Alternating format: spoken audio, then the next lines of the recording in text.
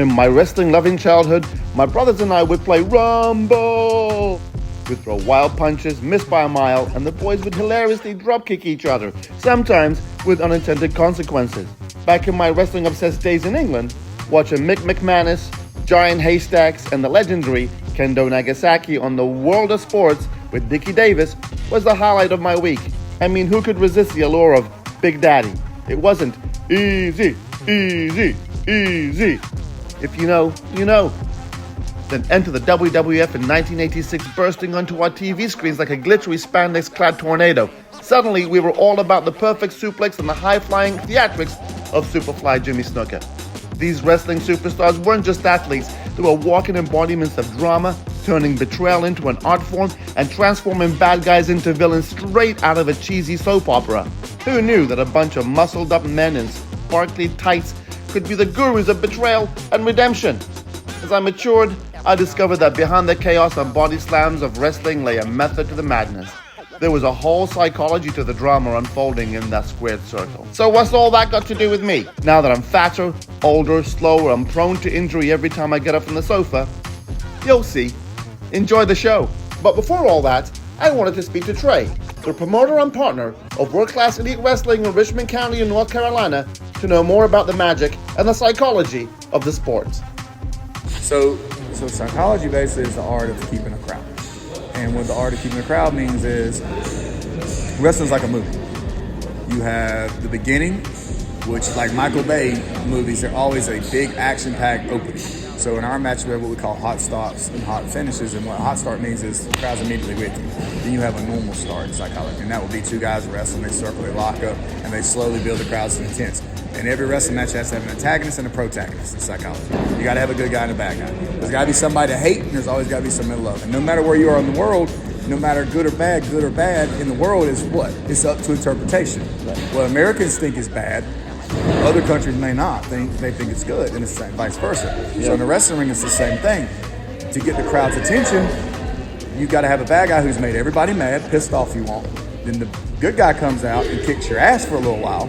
Then you cheat, and you start beating the crap out of him, and then the crowd's mad, but they're behind the guy like, come on, come on, come on. And then throughout the match, the good guy occasionally fights back where you know he's not dead. And then at the end, he makes this big dramatic comeback. He's the hero, just like in a movie. You know, in a movie, almost no movie ends with the good guy dying. Now, people might die, but the main character usually doesn't die. And just one last thing I have to say. Away we go!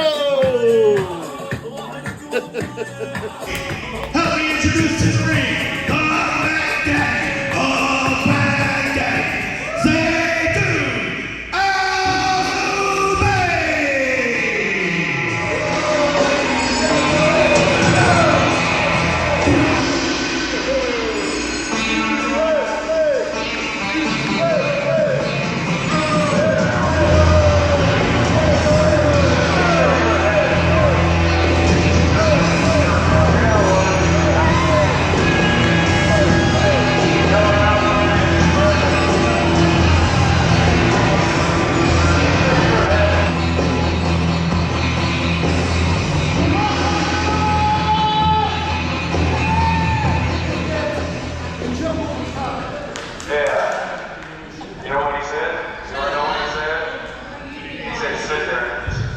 Here, fat boy, get out of here!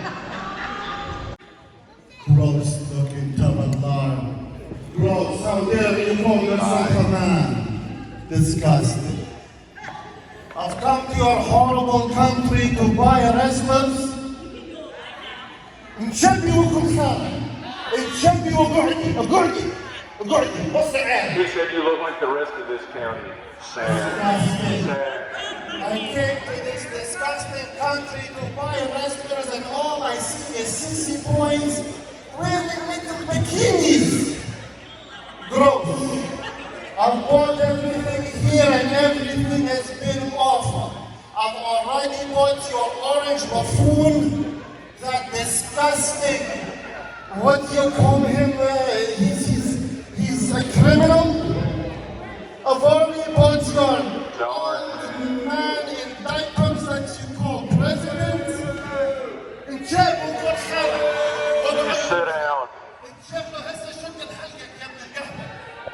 He wants to know if those are real abs on your shirts or your wife.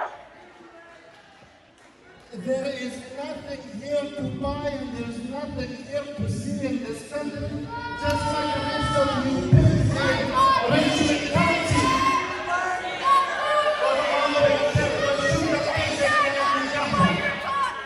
You want to know what he said? Yes, you do. You need to know what this man said. He said, you look like a fat cow. Sit down.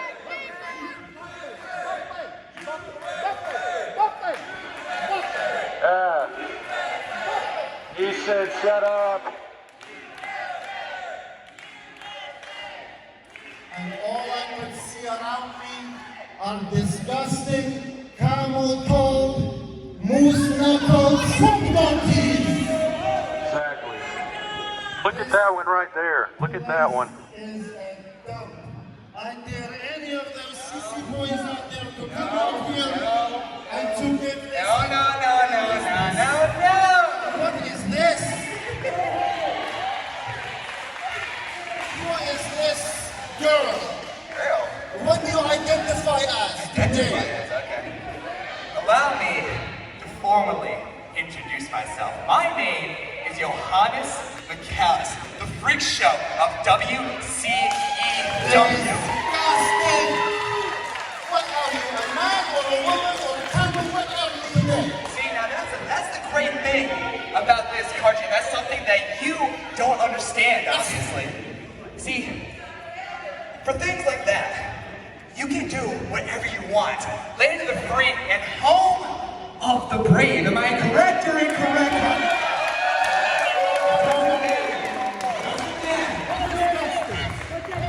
Doesn't matter what you look like, what you sound like, where you come from, or anything else. Okay? So, I'm gonna keep this very simple. Stop being insults, or I'm gonna have to show you what America is really all about. Franklin, tell him هذا شكل الحمار. He said to you, put your pants on, or does your mother? You heard me, sissy boy. You heard me. You think you're man enough? You think you're man enough?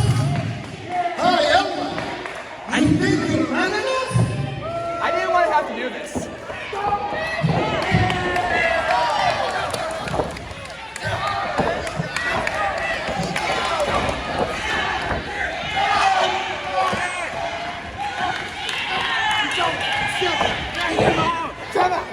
Get off of him! Get off! Get off! Get off!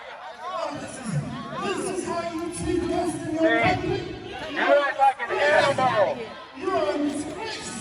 This is how you treat You act like an animal! This guy will just sue you! We will own you! We will sue you!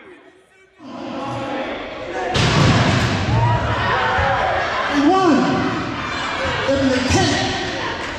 Franklin, buy his mother tonight. I want his mother tonight. ابن القهوة. أنا أبوك لا أبوك يا ابن القهوة. Have fun with it, dude. All night long.